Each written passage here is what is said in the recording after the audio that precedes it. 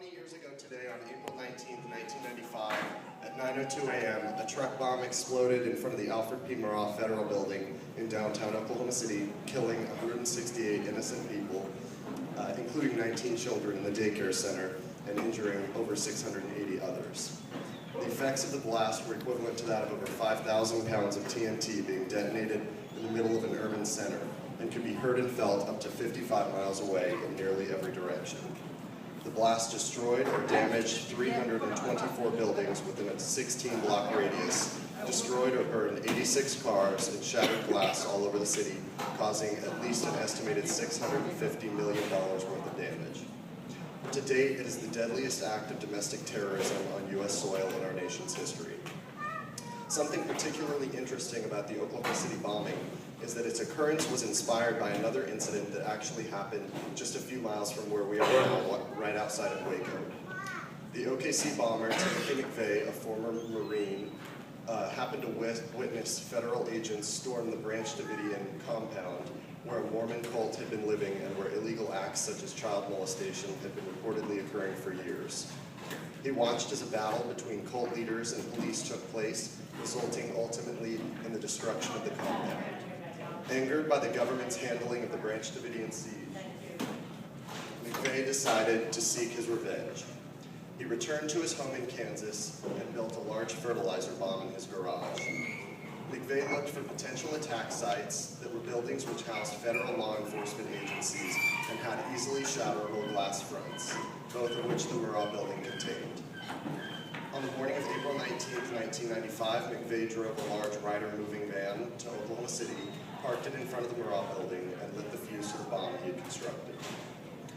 He then ran to his getaway car down the street. The bomb exploded, and the building collapsed in. McVeigh took off heading north away from the city toward the Kansas border. He was pulled over shortly thereafter for driving without a license plate, and following an argument that ensued with that officer, he was booked into a rural county jail. The next day, he was identified as the man responsible for the Oklahoma City bombing. He confessed and was sentenced to the death penalty for his actions. Today, we remember those who were killed, those who survived, and those whose lives were changed forever. We also express thanks to the nearly 700 first responders who assisted in rescue and recovery operations. In President Bill Clinton's reaction to the bombing, he said, "Let us let our own children know that we will stand against the forces of fear. When there is talk of hatred, let us stand up and talk against it.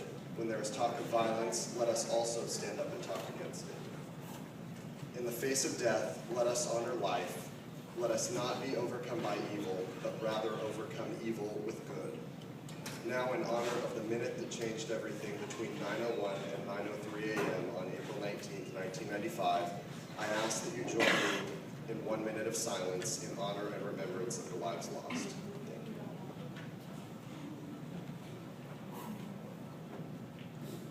Thank you.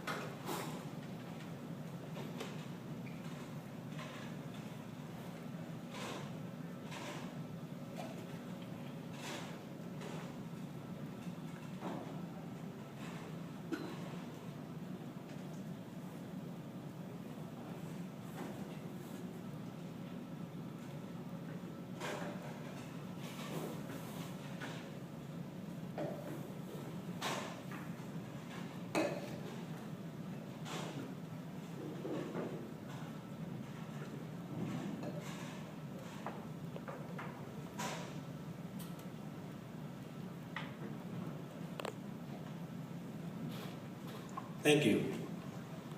We didn't ask Sam to deliver that presentation for you today to make you depressed, feel sad, feel pity, sympathy, or anything. We delivered it for one strong reason.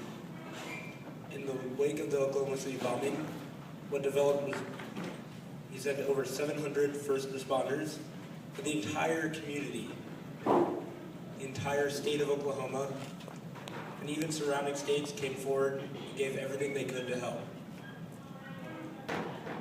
Because every police officer, every firefighter, every EMT in the state of Oklahoma was needed at that moment, people from Texas, Kansas, Missouri, Arkansas, Colorado, all the neighboring states sent their emergency management, and emergency responding service to take the place of those who are needed in Oklahoma City.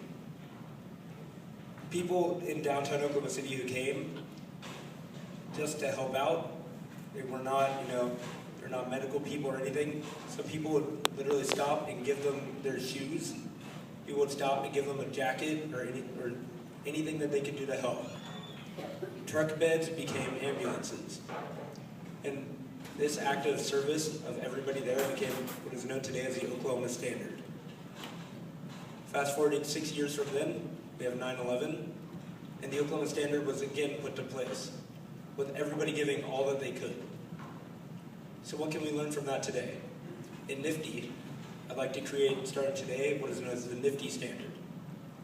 When an act of anything bad, an act of God, death of a relative, anything happens, all of us, we all come in and we all say, what can I do to help?